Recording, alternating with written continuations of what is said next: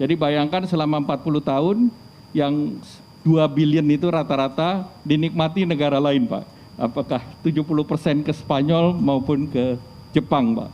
Jadi untuk hari ini menjadi bersejarah karena ini seluruhnya nanti akan diproduksi di Gresik.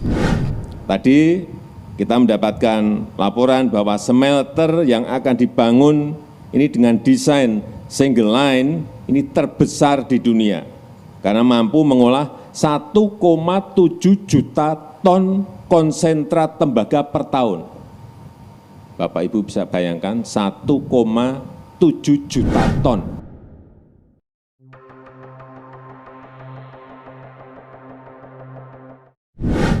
Rencana konstruksi fisik, jadi bangunan fisik dan peralatan-peralatan vital akan selesai pada akhir 2023 ini.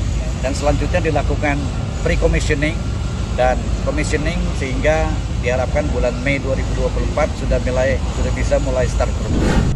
Saat itu juga kita mendorong agar Freeport membangun smelter di dalam negeri. Karena sekali lagi kita ingin nilai tambah itu ada di sini.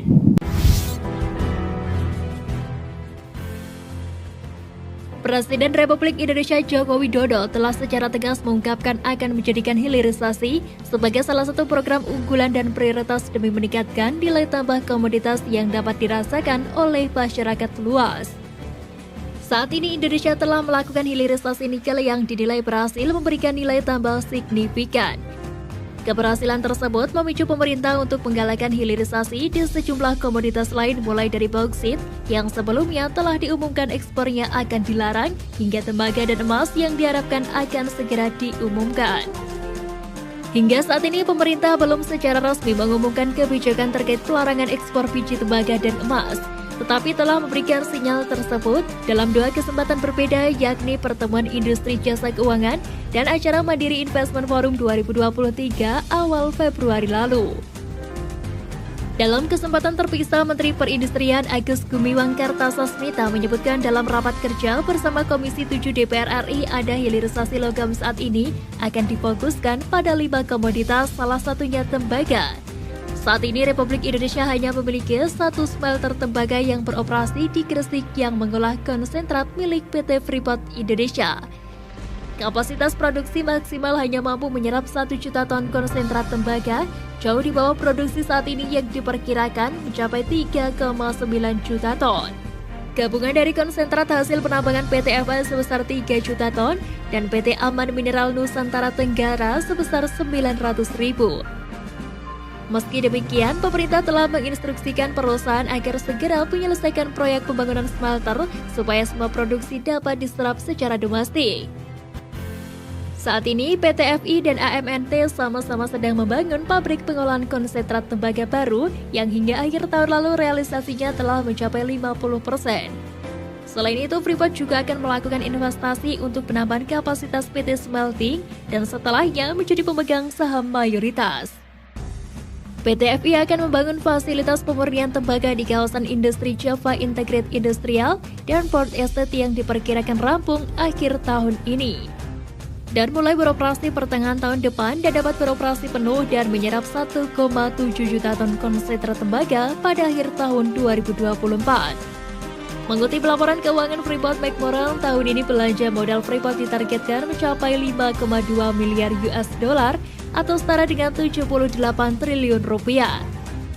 Termasuk 2,3 miliar US dollar untuk pengembangan proyek tambang di sejumlah wilayah operasi dan 1,8 miliar US dollar untuk proyek smelter di Indonesia. Tahun lalu belanja modal untuk smelter di Indonesia mencapai 800 juta US dollar.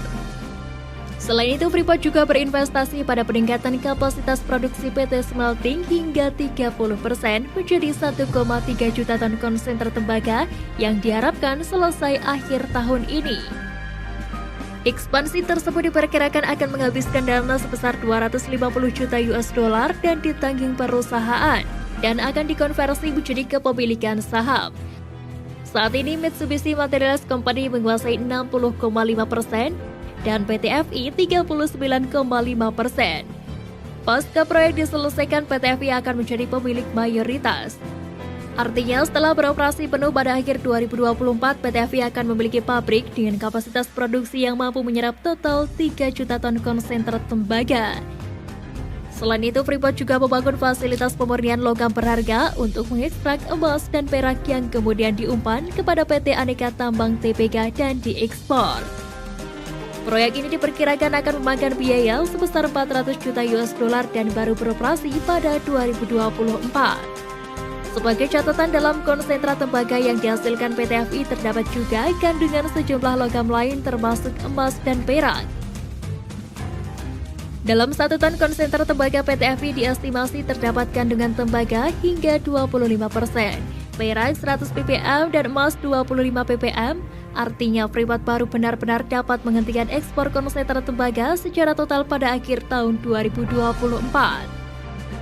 Sementara itu, AMNT juga membangun smelter tembaga dan fasilitas pemurnian logam berharga di Sumbawa dekat situs operasional tambang batu hijau milik perusahaan.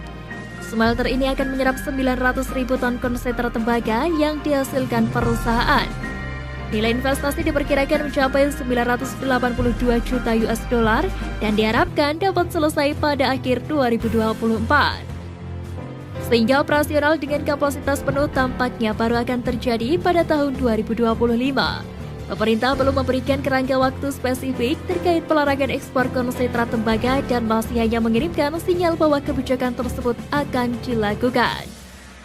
Sebelumnya, pemerintah telah secara resmi melarang ekspor biji nikel sejak awal tahun 2020 dan mengumumkan akan melarang ekspor biji bauksit pada pertengahan tahun ini. Saat ini, perusahaan tambang tembaga masih diberikan izin ekspor konsentrat, meski sudah ada sebagian yang telah diserap di pabrik dalam negeri. Dari kerangka waktu penyelesaian proyek smelter hingga dapat beroperasi penuh, tampaknya jadwal paling realistis yang dapat diambil terkait kebijakan larangan ekspor total konsentrat tembaga baru bisa terrealisasi pada tahun 2025, atau setelah Jokowi tidak lagi menjadi Presiden Indonesia.